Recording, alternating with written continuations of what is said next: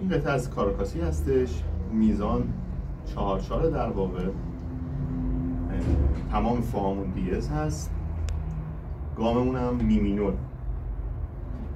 خب شروعش هم به این صورت انگشت دوم می رو میگیره و به صورت پی ام آی ام ای ام آی ام. میزان اول رو بزنید.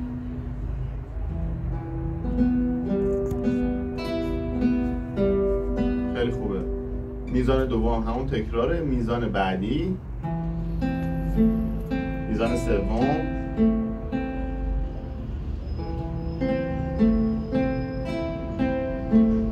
میزان بعدی، خط بعدی ر دیز میشه.